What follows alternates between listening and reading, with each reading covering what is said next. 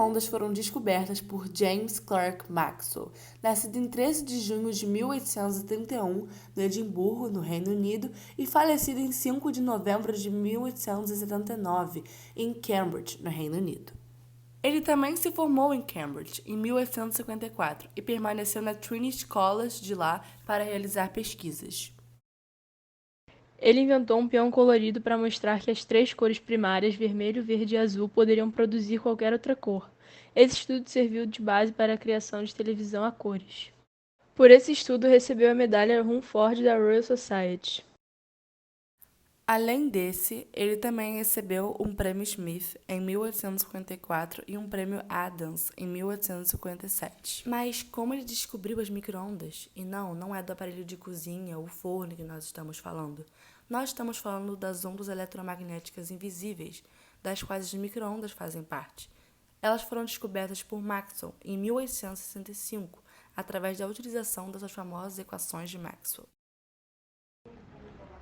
Em 1888, Heinrich Hertz foi o primeiro a demonstrar a existência dessas ondas, construindo um aparato onde as micro-ondas eram produzidas e detectadas na região de ultra-alta frequência.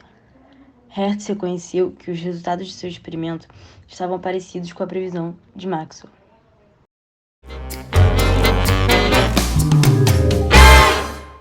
Micro-ondas é um tipo de radiação eletromagnética de média frequência. Caso você não saiba o que é uma radiação é a emissão de energia por meio de ondas ou partículas. E ela ser eletromagnética significa que ela não precisa de um meio para se propagar, se propagando inclusive no vácuo. Além disso, as micro-ondas não são ionizantes, ou seja, quando elas interagem com a matéria, não removem elétrons. Isso faz com que não se formem íons.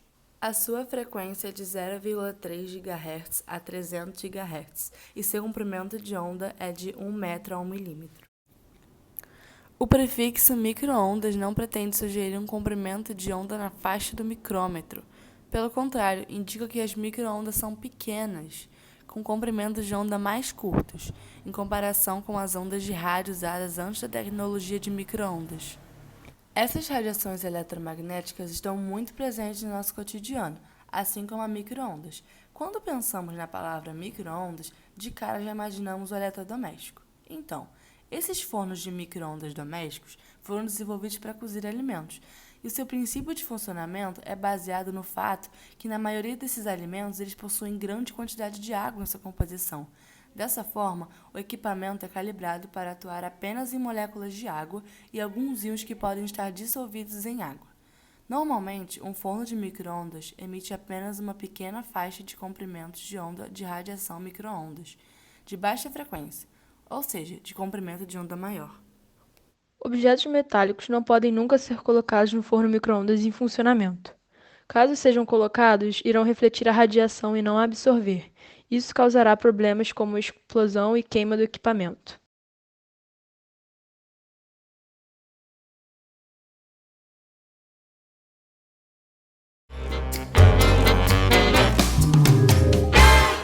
Provavelmente já te falaram quando você era criança que era muito perigoso ficar na frente do micro-ondas quando ele estava ligado. Só que a porta de vidro não permite que a radiação eletromagnética passe para fora do equipamento, porque ela possui uma tela reticulada menor do que o comprimento de onda das micro-ondas. Isso impede que ela saia do equipamento. Quando a porta é aberta, um dispositivo de segurança desliga a emissão dos feixes de radiação de micro-ondas.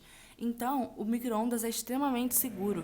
Tem como você botar o rosto ali e ficar olhando que não tem problema. Não vai acontecer nada com você. Para finalizar, as ondas eletromagnéticas e as micro-ondas, nas quais elas se incluem, estão muito presentes no nosso cotidiano em aparelhos eletrônicos, eletrodomésticos, como micro-ondas que a gente viu, e etc. Cada uma delas tem o seu comprimento, a sua frequência, de sua diferente forma. Enfim, é isso. Espero que vocês tenham gostado do vídeo e até a próxima.